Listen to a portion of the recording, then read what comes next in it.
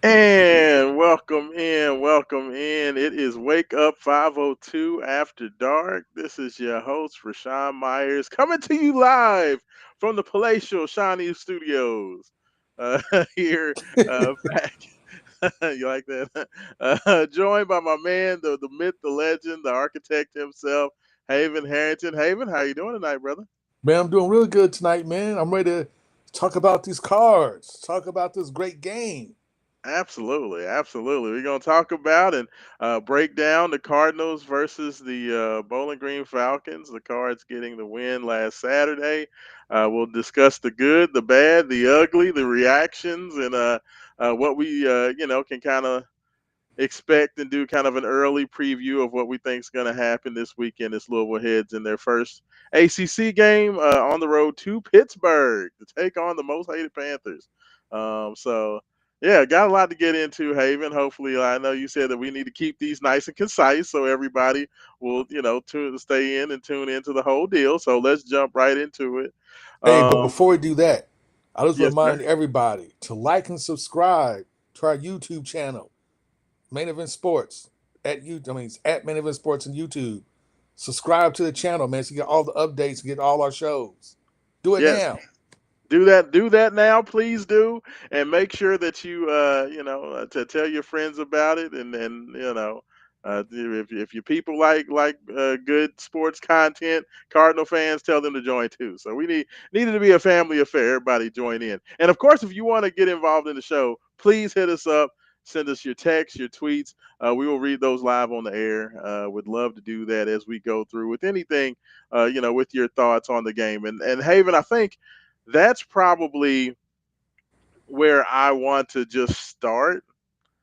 Is just It's with okay. reaction, Was with the reaction. the Louisville doom gets and the gloom. win, 40-17. Louisville gets the win. Handled business with Bowling Green for the most part from the beginning to the end of the game. They were without Duke Watson for the game. They got Isaac Brown for, I believe, 2 snaps.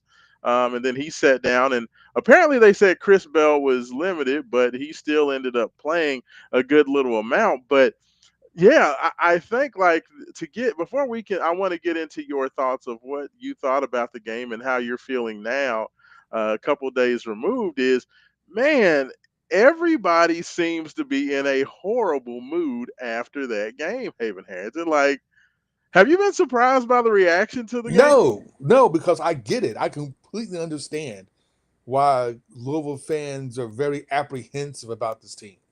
Okay, I completely get it. And that's because you played, I don't want to say three cream puffs, but you played three super winnable games to start the season.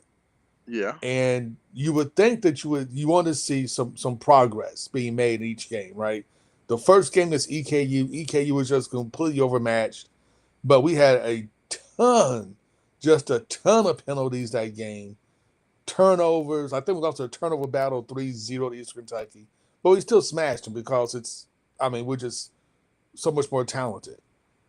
Then you go to JMU game and your offense doesn't look as crisp as you think they would look. The offensive line pretty much gets dominated for most of the game by JMU's defensive line, but you still win the game. But you're nervous after that game because you win the game 28-14, but that first half, they had an easy pick six that they dropped. That would have been, an easy pick six. And the first play of the game should have been a touchdown, but their quarterback couldn't throw it the darn because the dude was like wide open by himself with nobody within 30 yards of him. So you yeah. kind of look at those things as like, if JMU hits on those plays, it's a completely different ball game. The momentum is different. The whole thing is different. But it didn't happen, and we win. I was gonna say, like, at the end of the day, Louisville covered the spread. It was a 14-point win, 28-14. Yeah, and, Like, and, and yeah, at the end of the day, you win, and then you play Bowling Green, and Bowling Green is someplace between JMU and East Kentucky, talent wise, I would say. yeah, Uh, but look at the secondary. You're kind of surprised that Miller Moss have like 1,000 yards passing because dudes are wide open, like all over the place. But it seems like the offense will start out well, and especially the second half, they would just hit these spots where they just like couldn't get past the 30 for some reason. Like there was some invisible force field on the 30-yard line, and they Yeah, weren't going any further. And they were still having problems converting on short yardage. yeah. So you still win 40-7. It could have been a lot worse than that, but I think what has kind of folks worried is like you want to see progress in every game, but every game like something new pops up that needs to be worked on for next week, and you're like, dude, we're going to conference play. This should be this look more like a well oiled machine after 3 weeks, and then you have the mystery injuries, with like Duke Watson and Isaac Brown that nobody knew about until literally like game time started. Well, and Isaac looked pretty good on that first run. I know you were caught up doing some other things when you first got there, but that first run, I did see that run. Isaac looked pretty healthy to me. He Yeah, looked pretty healthy he in had that one run. carry for 18 yards, and then he was Didn't see gone. him the rest of the game. Yeah, yeah. I mean, you know what? I'll say this, man. Like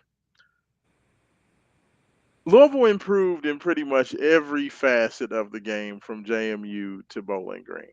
Was it perfect? Did you know Miller Moss come out looking like the second coming of I don't know Colt Brennan or Timmy Chang or something against Bowling Green? No, but the improvement from JMU in terms of the game plan, because that was my biggest thing going into the Bowling Green game, is I wanted, because I really didn't put a lot of what happened against James Madison on Miller Moss. I put it on the play calling. I didn't like the play calling. I thought it was um, pretty it just didn't really work against the scheme that they were going out and facing against James Madison. And I thought a lot of those things were taken care of. We saw Louisville go into some five wide empty backfields early to kind of take advantage of, if Bowling Green was going to come out there and try to rush the passer and put pressure on, you could get the ball out quickly. Now, ultimately,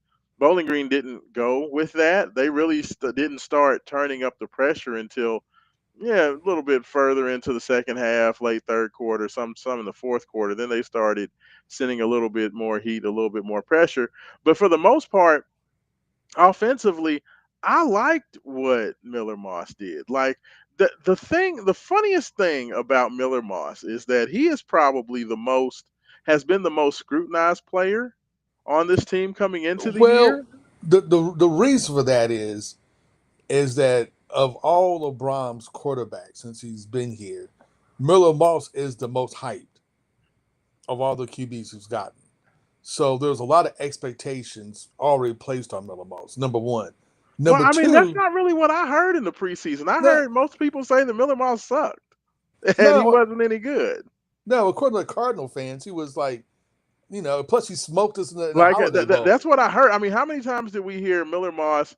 Well, Louisville's pretty good, but God, Miller Moss has to at least be. We don't need him to be as good as Shuck, but at least hopefully he's better than Plummer. Like that was the expectation. I heard from a lot of people coming into the year. Well, the other problem Miller Moss was having is that people compare him to Tyler Shuck, which they're different style quarterbacks, and Moss just isn't as good as Shuck.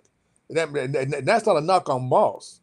It's just that Shuck had one been playing college football for like 13 years.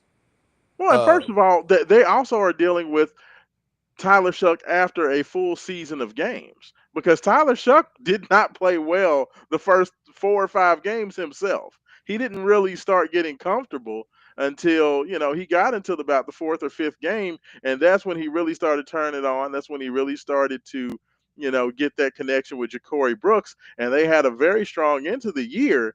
But there's been some spotty performances by these three transfer quarterbacks early in the season. And to me, it's just like there's a level of apprehension about this team. Like Louisville fans are really weird this year, Haven Harrington, because all I've heard from most of the people that have been given preseason predictions for this team, I've heard nothing but Louisville's going to be 8-4, Louisville's going to be 9-3. Okay, I heard very few people, including yours truly, say that they were going to win 10 games. I Like did predict 9-3. you predicted 9-3. The consensus has either been 9-3 or 8-4. And to me, there's there's two things that make me feel like I don't think this Louisville team looks like they should be worse than 8-4, 9-3. After seeing From the ACC, no, there's and only looking at the rest of the schedule, I mean the only two teams that scare me in the ACC are Miami and Florida State, yeah, and we only play Miami and we don't have to play Florida State, and yeah. that's it. On our schedule, I mean that's the whole league. The only two teams And that that's are my worried point. about.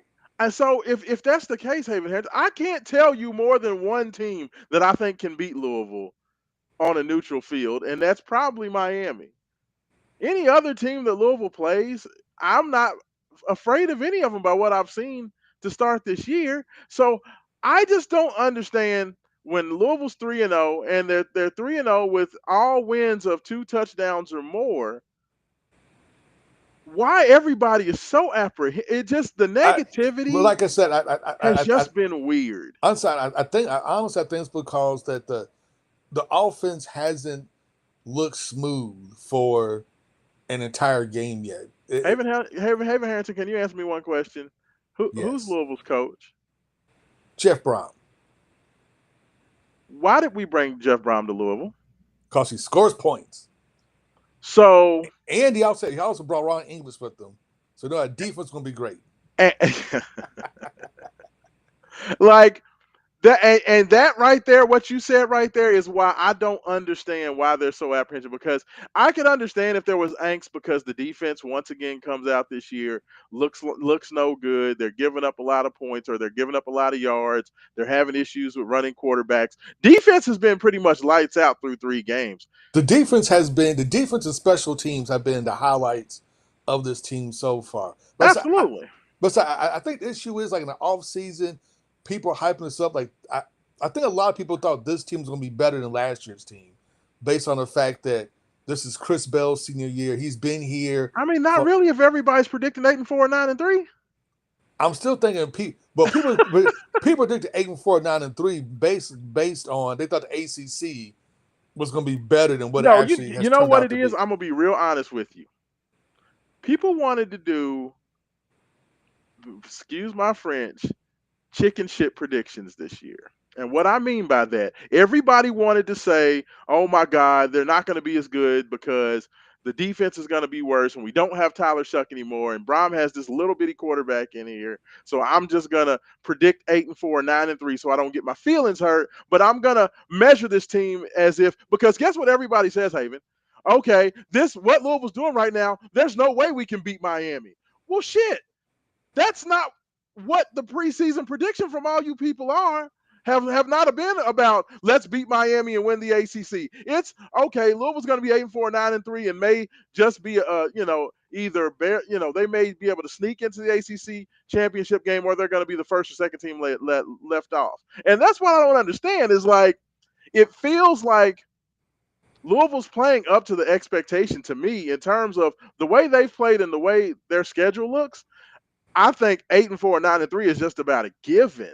But they are being very Well, critical of this team as if they expect for this team to be 11-1 or 12-0. honestly, with this schedule, 9-3 should be the floor. I agree. Should be the floor. I mean, I'm trying to think of a team that may beat us. Clemson looks like ass. Terrible. Uh, we don't have to play Georgia Tech, so they're down the schedule. FSU's down the schedule, so those are other two best teams in the ACC right there. The only team that you play that literally has a talent advantage of you over you is Miami, Yeah. I mean, and that's my point. Like and at that's this it. point, we've seen what Virginia Tech is. Not very good. We've seen what They fired their SMU coach. is. They lost to Old Men like 55-0. I mean, SMU is okay, but they lost at home to a Baylor team that I don't think is that great. Like we've seen Virginia, they're meh. California's meh. I don't. Virginia is meh. I just don't. I don't understand. it feels like all these Louisville fans are getting all upset and in their feelings because they're trying to compare Louisville to Miami, and I don't even understand. That was never the expectation going into the year. Now, myself, I said that this Louisville team, with the talent this Louisville team has, the fact that I think that the schedule's crap, I said that if you're not going to go 10-2 with this schedule, I don't know what the hell we're doing. And that Now, was my analysis going into it. And I still feel the same way. Like, am I wrong to have that feeling after three no, I weeks and what mean we've seen? this team should be this team should literally mirror what Brown did his first year, 10-2. If nothing else, if Miller Moss doesn't pan out, you still have the best running back room in the ACC. You have a good defense. You could win. We literally should be able to win most of the games running 70% of the time and playing solid defense. I'm gonna be honest with you. Even if, and I know this is not gonna happen, and calm down, little fan. Everybody who's talking about, oh goodness, what's going on with Isaac, what's going on with Duke, and they're not gonna. Them dudes are gonna be back next game. I'm pretty sure they'll I, be fine. well, But no, I'm a but here's the thing though. If you look at Louisville's offensive line, which hasn't gotten a lot of push against anybody so far, Duke Watson wouldn't be my second running back in this situation because Duke is a yeah. fast guy. Kewan Brown has been outstanding. Yeah, Keywan would be the guy would be my running back too, and not Duke Watson because with the line not getting as the push like they did last year, the creases aren't there, and this sets up more for Keywan Brown, who's a bigger, heavier back, Yeah, and of course Isaac Brown can just make he can just fit anywhere, and he has breakaway speed. So like and that's no, me. Like my 1 and 2 would be Isaac and then Isaac Kewan. and Keywan, Yeah, and then Duke, just because now if the offensive line was get more push, yeah, it'll be Isaac and Duke. But if the offensive line's not getting push, then to me it's Isaac and Keywan. yeah. No, I mean, look, I'm gonna be honest with you. With as well as Louisville's defense has played, if they can continue to play at the level that they're playing right now, even if both those guys did not come back and Keywan and Jamaris Wilder and the other young kid were the three running backs, I still think against this schedule, Louisville would win 8 or 9 games, even if those dudes never play. Just because I don't believe in the ACC at all. I stick with the fact that I think that Louisville has one of the most talented rosters in the league. I think Louisville's got one of the only teams that actually plays good defense in the league. I think they're going to see one of the other teams that plays pretty good defense in Pittsburgh this weekend. I think Pittsburgh and Louisville may have the best two defenses in the ACC. Honestly, Uh, you I'll know, probably say Miami has a better defense. I think well, I said two of the best defenses. I think Oh, Virginia Tech is right there. I think Virginia Tech's defense is pretty good. I just think their offense is god awful. And then of course Miami is outstanding. So I think that you know, if Louisville can continue to play at the level they are defensively, Jeff Brom is going like it. All I hear about is how great Jeff Brom is, and in Brom we trust, and we know that Jeff's always going to put a great offense on the field. If that's the case, I don't know why everybody's freaking the hell out about the offense. Like I it's think Jeff Jeff. Brom, ain't it? Like the dude's good. Is he gonna get it together? Is he? Do you believe in him? And do you believe he's going to get the offense right or not? Because if you don't believe in him, like what are we doing? Well, I would say this. I think he's going to figure it out because we saw it this game. They finally figured out how to get Colin Lacey involved in the offense. Absolutely. It took them like even last year. I don't think they really figured out what to do with them.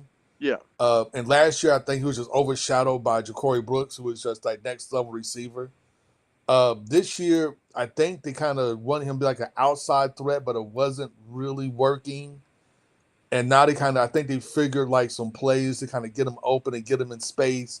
And now they kind of figure, okay, this is what we need to do with Colin Lacey.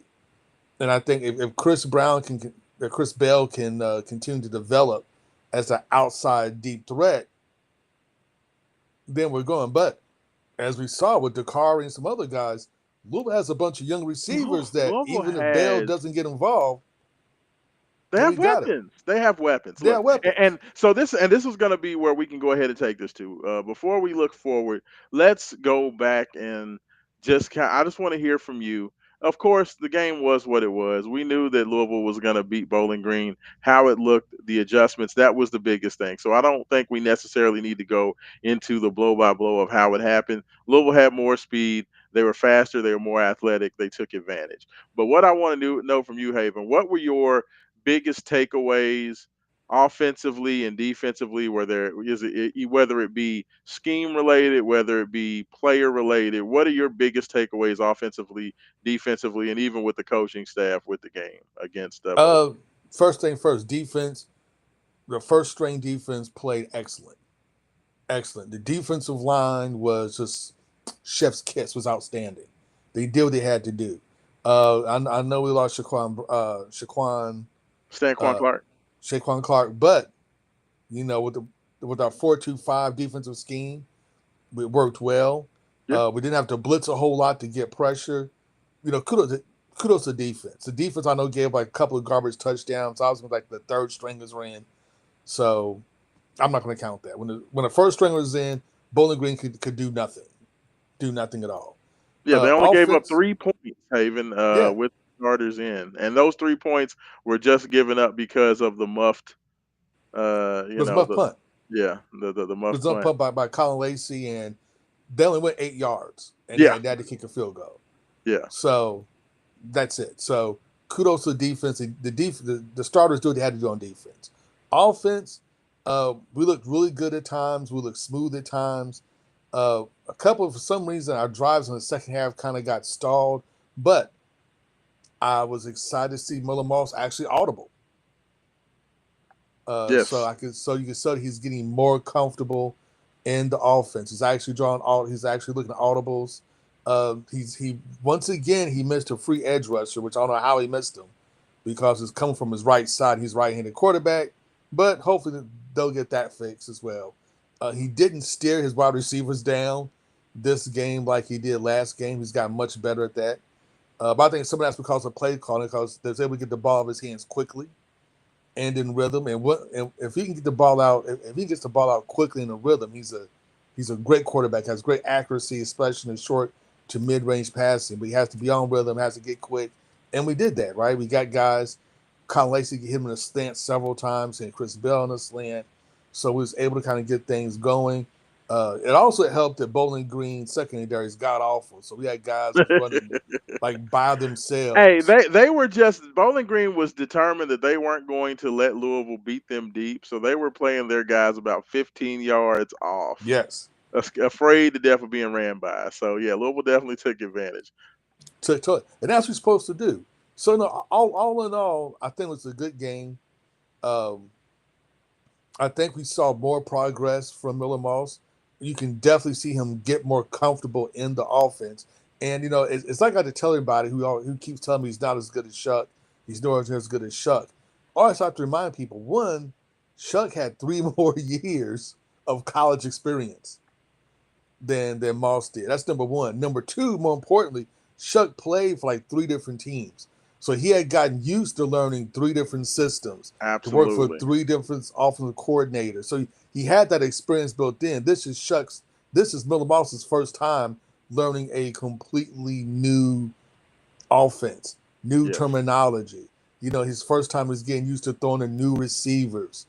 He actually has a running game he can lean on. He didn't have that at USC. So this is a learning experience for him, and you can tell he's starting to get more comfortable, and he's starting to get more rhythm.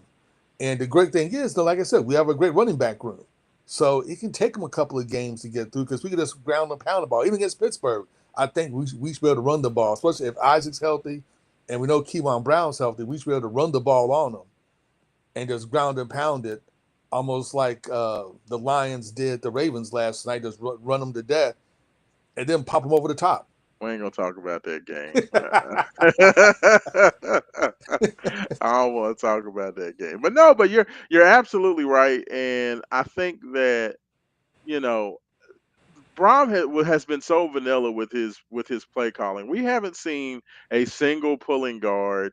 We've not seen any sort of offensive line games, motion games, not doing much with the tight end motion, trying to bring guys around to get advantage on blockers. Everything that Louisville's done offensively, and this is why I have to caution people to kind of relax and chill out because Louisville played so straight up and so standard that at times things aren't going to look great, especially when Louisville, especially early in the game, was continually trying to run short yardage out of the shotgun, and that was one of the things that I talked to Coach Brom about in the press conference. Was like, early in the game, you're trying to go third and short, second and short, where you're running the ball, but you were mainly doing it out of the gun and got stuffed a few times. And I said, I noticed that in the second half, when you got down there in the goal line, you made it a point that you went out of the power, you went under center and got a touchdown with Keywan Brown going under center.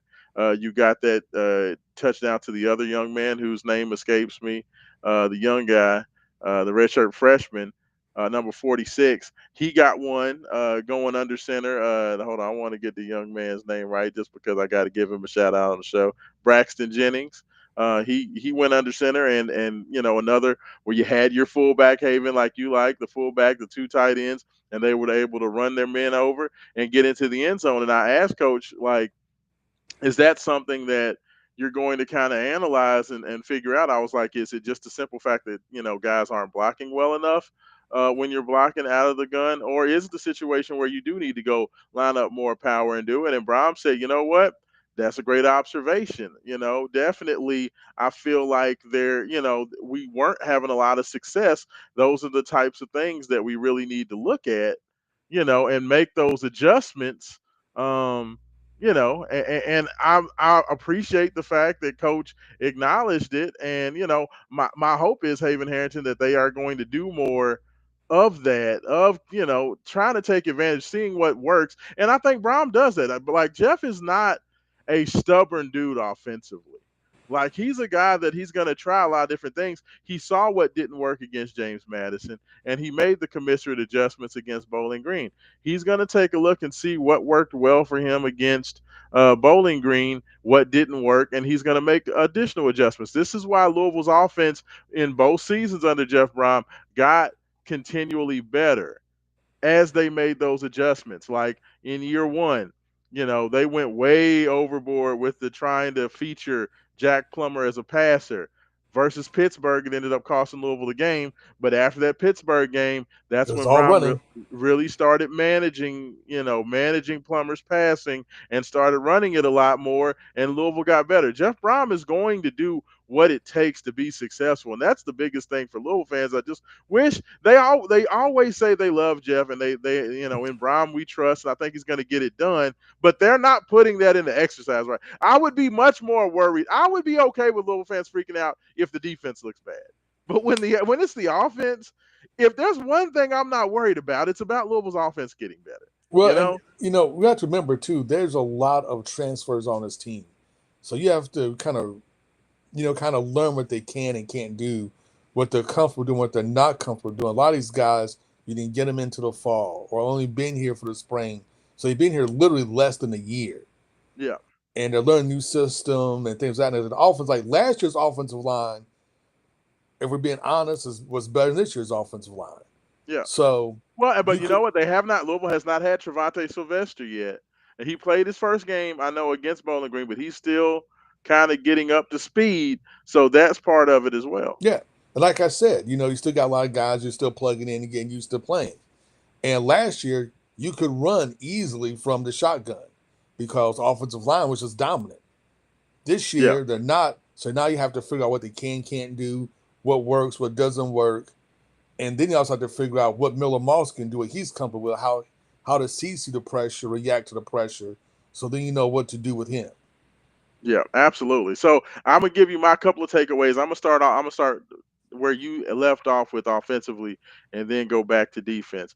But offensively, my biggest takeaways were first of all, Miller Moss. I liked what I saw from him overall. I think that he's definitely more comfortable. I think the five wide helps him a little bit. My biggest thing that I noticed with him, Haven, and we've seen this.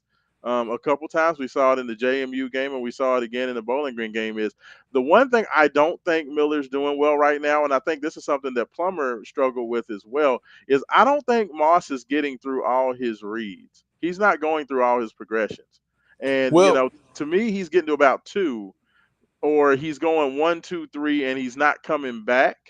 You know what I mean? Like his scanning of the field, because he's missed the short route guy a he's couple of slow. times. That's part of it, but then I also think he's greedy.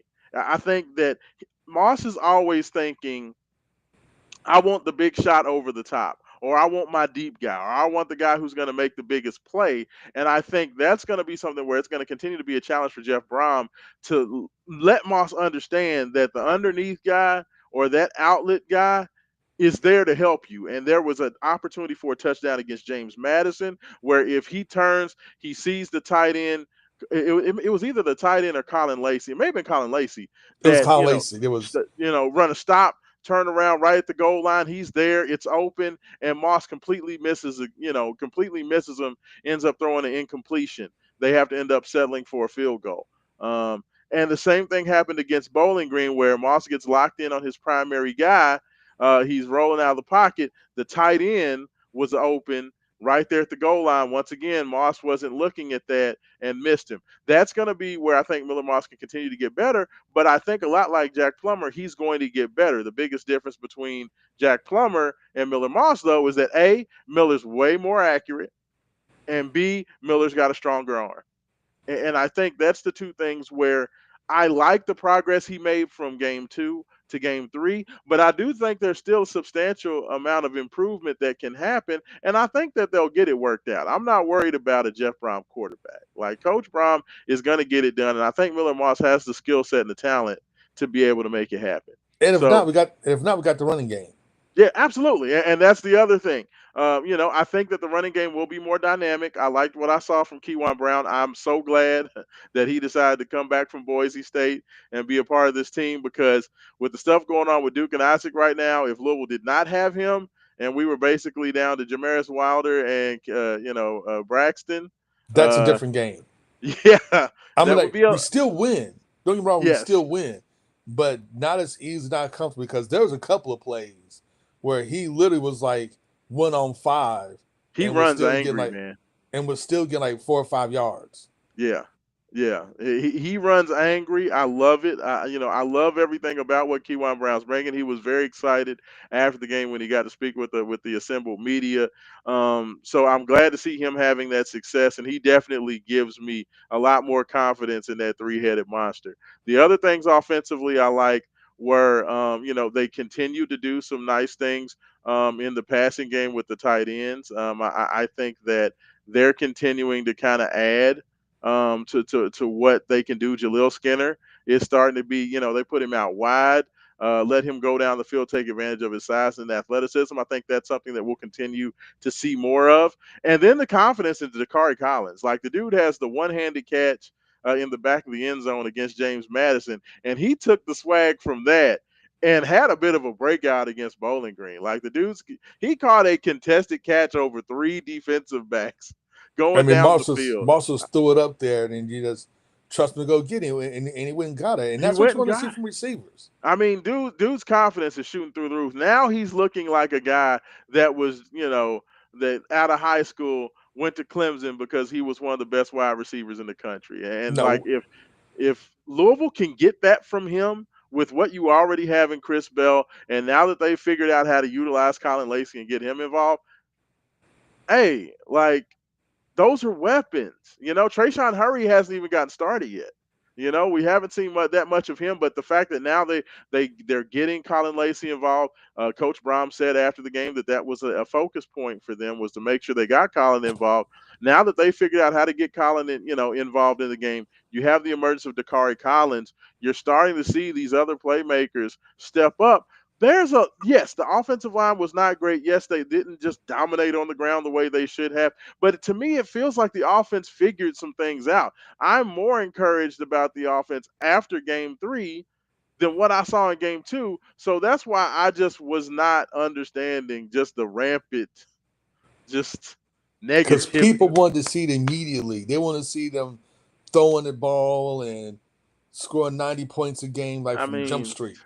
I worry. I know a lot of people say they know football, but man, I question some of these folks' football IQ because it's never the way it's done. It's like go back and watch the early games the first 2 years under Jeff Brom, and you will see some ugly football that just got better as the season went along. But defensively, what can I say? Ron has them boys playing. It was more of a defensive line game in the game against James Madison because James Madison just really didn't know how to throw the football, so the D line was able to dominate. In this game, Bowling Green made it a situation where they wanted Drew Pine throwing that ball as quickly as possible. So this was more of a game for an opportunity for the defensive backs to show out. You had Antonio Watts from his star position leak back and get an interception. You had D'Angelo Hutchinson make about as athletic a pick, an interception that you could make. Tayon Holloway was dynamic in this game. He was hitting. He, was defending passes. He seems to be getting better and better. Jabari Mack looked really good.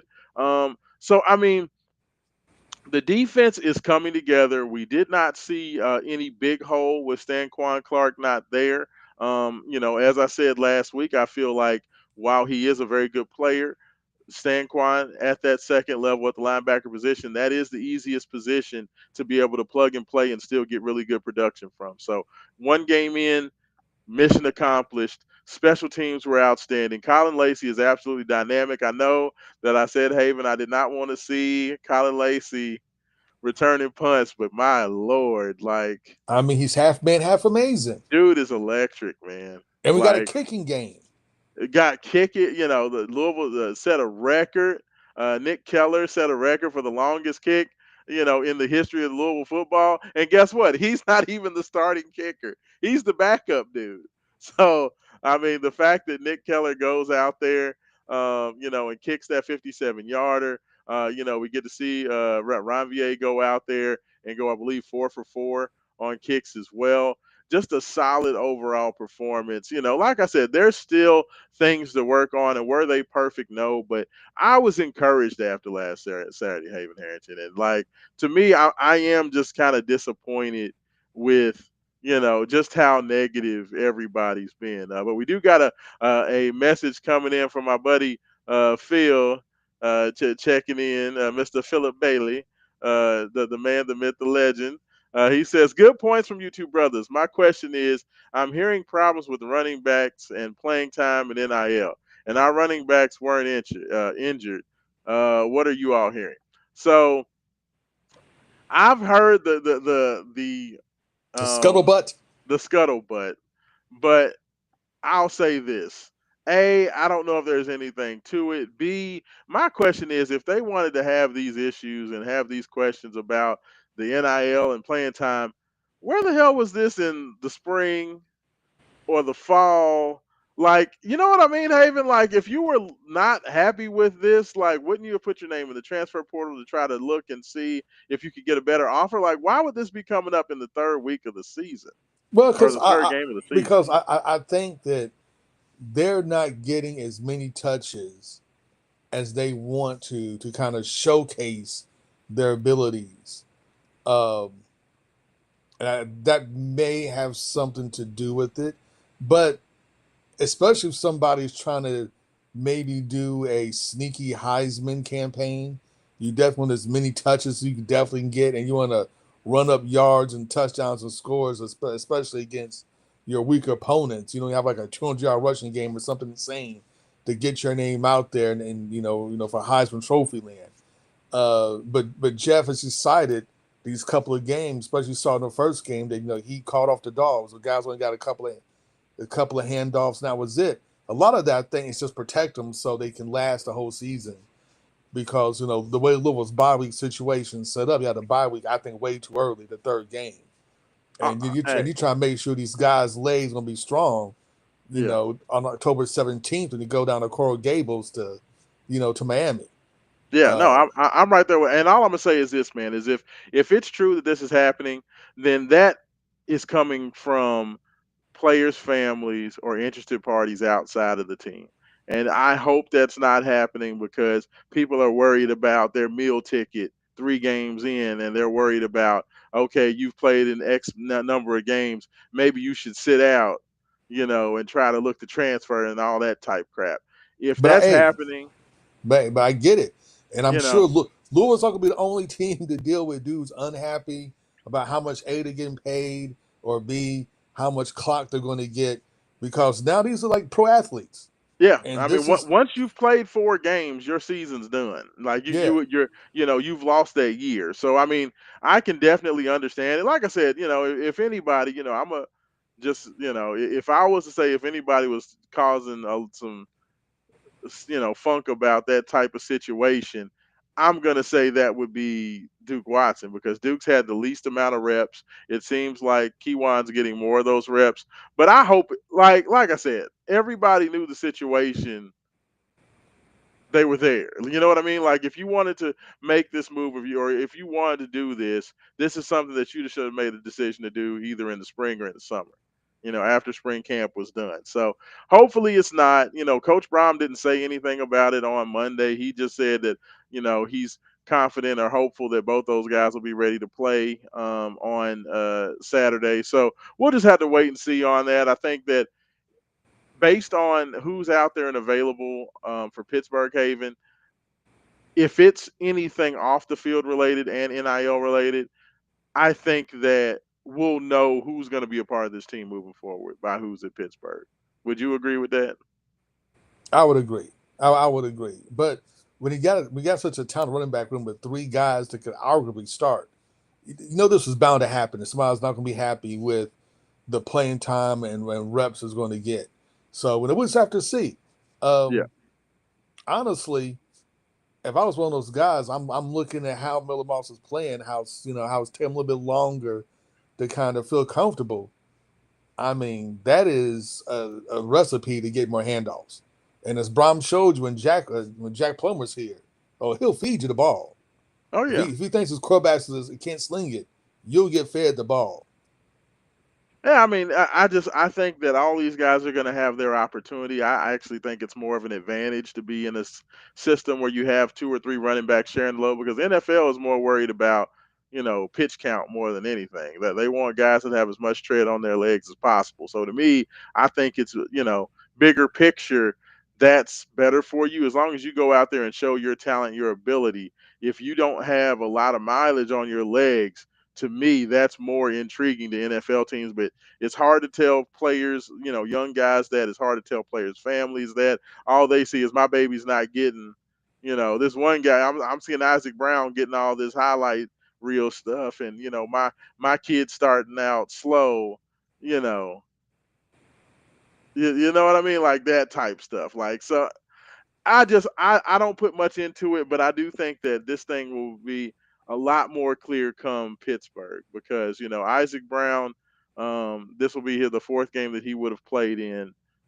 So as long as Isaac's gonna be there, I feel like he's gonna be good to go. Now, if Duke misses another game and he's not there against Pittsburgh, then that probably raises a bit of eyebrow. Maybe there's something going on with that, but I don't want to put anything into the ether that I don't show.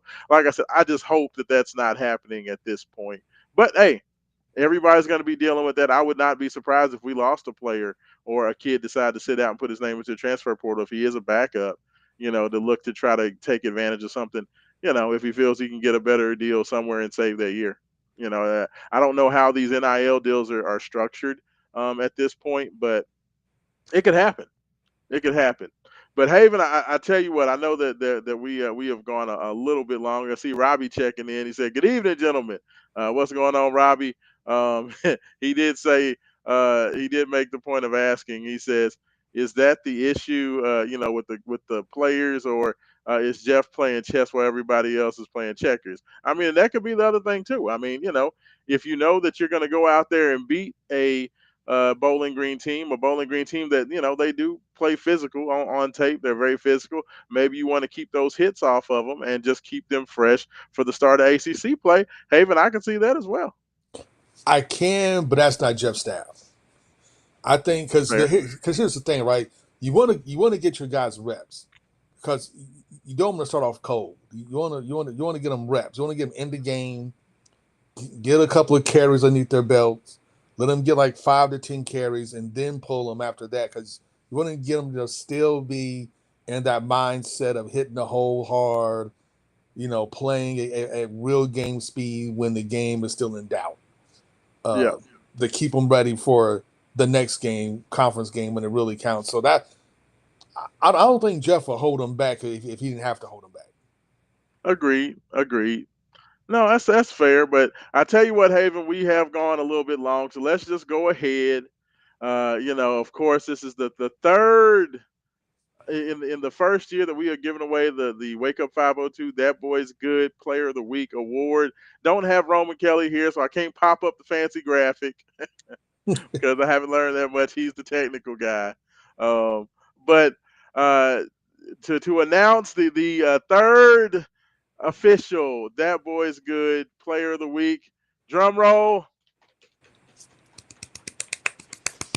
Congratulations, Colin Lacey.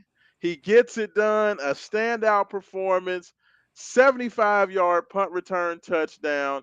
He's the first Cardinal in the history of the school to have two punt returns of 75 yards or more. He added 9 catches for 110 yards, had over 200 yards in total offense, and actually, Haven, he almost housed another punt No, he in did. that game.